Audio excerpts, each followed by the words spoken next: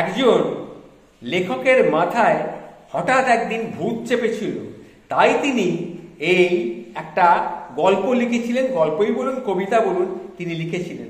সেটা আমি একটু আপনাদের সামনে তুলে ধরছি। দেখুন, মানুষের মাথায় ভূত চাপে, আমার মাথায় চেপেছিল ফুলকপি।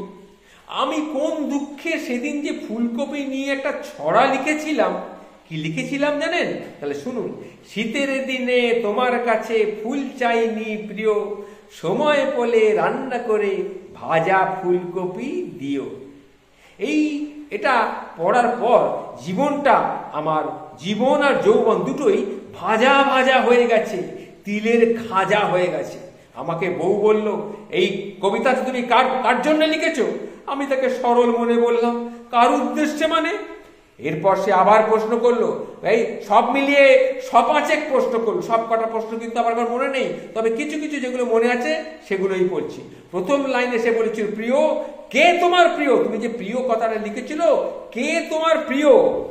কেন কেন যে আমাকে ফুল দেয়? কেন দেয়? কিভাবে দেয়? কোথায় দেয়? দিনে কয়বার দেয়? কি ফুল দেয়? আর কি কি দেয়? আর কি কি দিতে সে বাকি রেখেছে? কি কি দিতে পারেনি সে? তাজা ফুল না প্লাস্টিকের ফুল? কার কাছে তুমি এই শীতে ফুলের বদলে ফুলকপি চাইছো?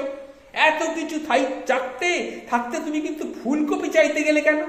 কাঁচা ফুলকপি না চেয়ে রান্না করা ফুলকপি আবার চাইলে কেন? অন্য কোনো মেয়ের কাছে তোমার জন্য, অন্য কোনো মেয়েকে তোমার জন্য ফুলকপি রাঁধবে? ঘরের রান্না বুঝি তোমার আর মুখের উঠছে না, তাই না? ফুলকপি মানে কি সবজি? ফুলকপি না, এর কোনো গোপন অর্থ আছে তাই মনে হচ্ছে। সারাটা জীবন ফুলকপি খেয়েও তোমার শখ মেটেনি, আর কত ফুলকপি তুমি খেতে চাও? কবে তোমার পেটটা ভরবে? বুড়ো হচ্ছে আর খিদেও দিন দিন বাড়ছে। পেয়েছো কি তুমি? পেয়েছো কি? আমি কি তোমাকে খেতে টেতে দিই না? রাস্তাঘাটে তুমি যে ফুলকপি চেয়ে বেড়াচ্ছ, আজ এখানে চাইছো, কাল ওখানে চাইছো, কেন? আমি তোমাকে ফুলকপি কি দিতে পারতাম না? আর সব লাস্টে শেষে বলেছিল, পরশু কি বিজ্ঞাপন দেবে নাকি? ফুলকপি চেয়ে বিজ্ঞাপন দেবে নাকি? আমার কাছে কি চাইলে আমি তোমাকে ফুলকপিটা দিতাম না? এটাই হচ্ছে শেষ প্রশ্ন। আর একটা প্রশ্ন করেছিল, তোমার এত নোলা কেন?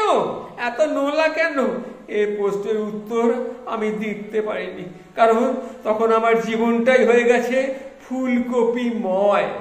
সকালে রুটির সাথে ফুলকপি ভাজা, দুপুরে রান্না করা ফুলকপি, তারপরে আবার রাত্রে ফুলকপি দিয়ে মাছ, মাঝে মাঝে বেলায় বেলায় ফুলকপি আর ফুলকপি, মাঝখানে ফুলকপির স্যুপ পর্যন্ত খেতে হয়েছে।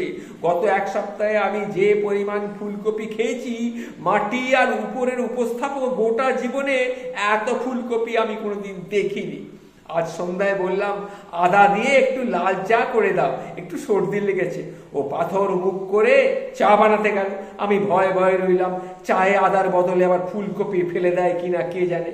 অশেষ কৃপায় খানিক বাদে আদা চা নিয়ে এলো, গলাটাকে একটু কোমল করে বলল, খালি পেটে চা খাবে না, ফুলকপির বড়া ভেজেছি, এটা খেয়ে তারপরে চা খাও। বোঝুন ঠেলা। এখনো মনে করতে পারছি না ফুলকপি আর কি কি আমাকে খেতে হবে, আর কি কি ফুলকপির হয় আমার শুচ্ছে না। এক্ষুনি মনে পড়লো, আচ্ছা দাদা, সত্যি করে বলুন তো দাদা, আমাকে কি শেষ পর্যন্ত ফুলকপি বানিয়েই ছাড়বে? নমস্কার। এটা লেখাটা আমি আপনাদের সামনে যেটুকু পাঠ করলাম, এটার কৃতজ্ঞতা স্বীকার করছি। আসিফ এন্তাজ রবি এই হচ্ছেন এই লেখাটির আসল, মূল ঘটনাটির লেখার আসল। আমি একটু এদিক ওদিক করে আপনাদের সামনে তুলে ধরলাম। নমস্কার।